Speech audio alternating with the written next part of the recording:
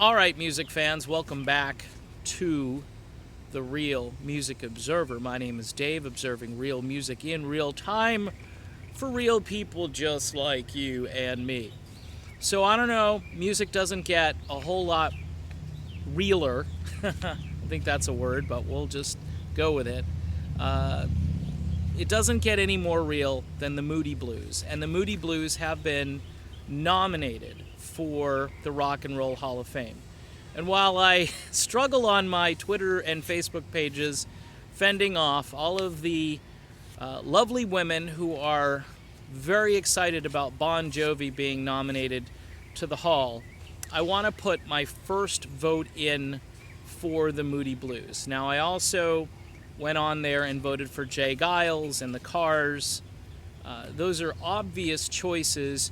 And, you know, I've been stating that there are certain bands that ought to be in the Hall of Fame probably before Bon Jovi gets there.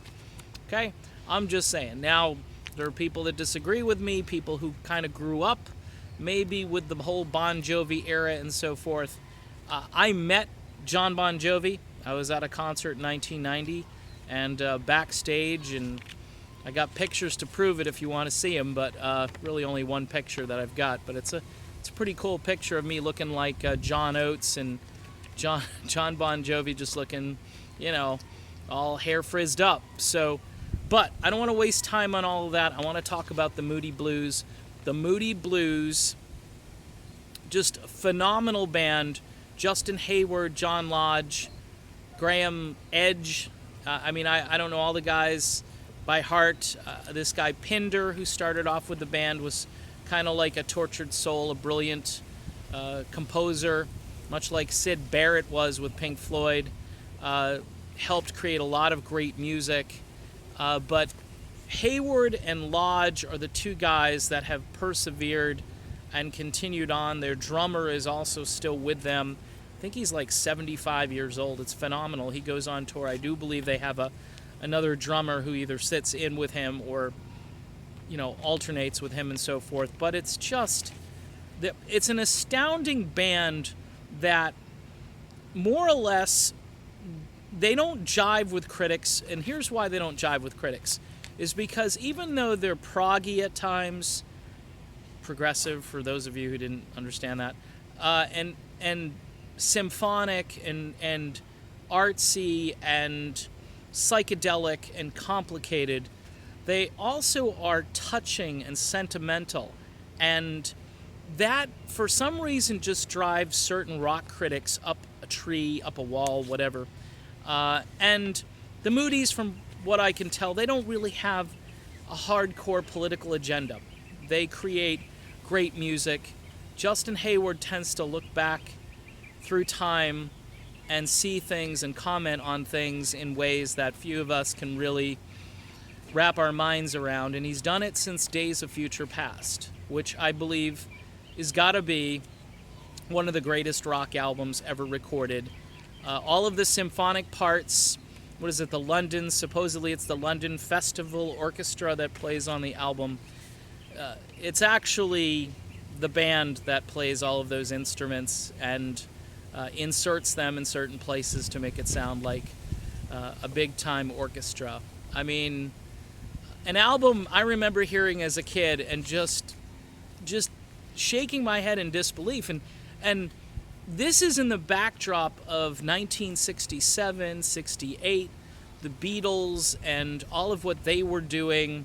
And I don't think anybody had ever put together a concept album as conceptual from start to finish like the Moody Blues Days of Future Past. Absolutely stunning brilliance, emotion, even the recording technology, even back then. If you put on a set of headphones, and I know a lot of people will listen to things like Tommy by The Who, and they'll hear a lot of those things, but this album is ear candy with just a hint of crack in it. I mean, it's almost too much.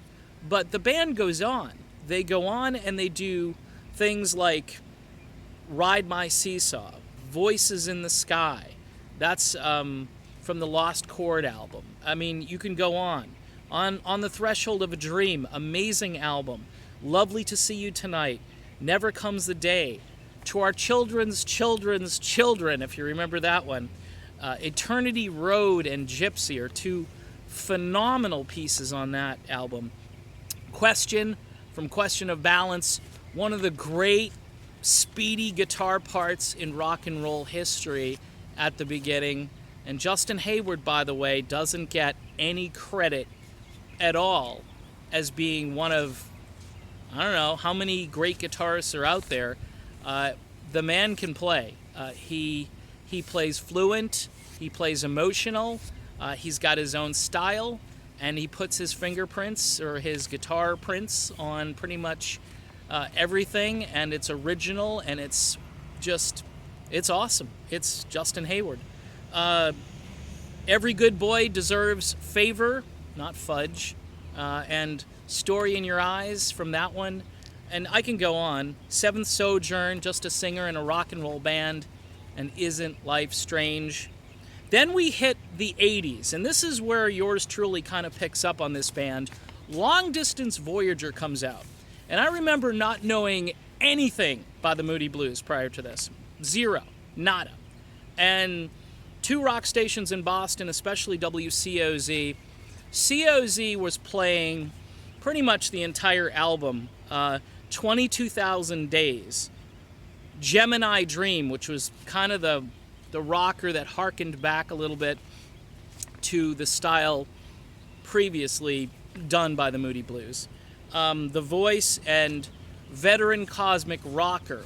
But this was one of the few albums that I would put on the turntable and I just let it go. I wouldn't just say, okay, I'm going to listen to one or two songs. I loved Long Distance Voyager, one of my favorites. The Present comes out after that. Sitting at the Wheel, which is a song everybody in the world has forgotten about. And Blue World, which is another fabulous song from that particular album. And then The Other Side of Life really gets them into the MTV era with Your Wildest Dreams, the title track, and a tune called Rock and Roll Over You, which I remember I was actually playing as like a deeper track off that album. But that was another just great, and the band kind of tilted a little more toward their pop side during the 80s, and the keyboards and all that stuff, which was a natural part of what they were prior, it worked perfectly for them during the 1980s. A lot of mystery, a lot of just moodiness, and it was still there. That's why they call them the Moody Blues, I guess, right? So Sur La Mer comes out right before the end of the decade in the 80s, and you got I Know You're Out There Somewhere, which was an epic MTV video. Here Comes the Weekend, which was one of my favorite songs. John Lodge has got his fingerprints on that. And No More Lies, which one of the best Moody Blues songs ever. And then Keys to the Kingdom, Say It With Love, and wait for it. There's this song that was released as a single that didn't go anywhere, and radio got it, and I listened to it, and I thought it was amazing.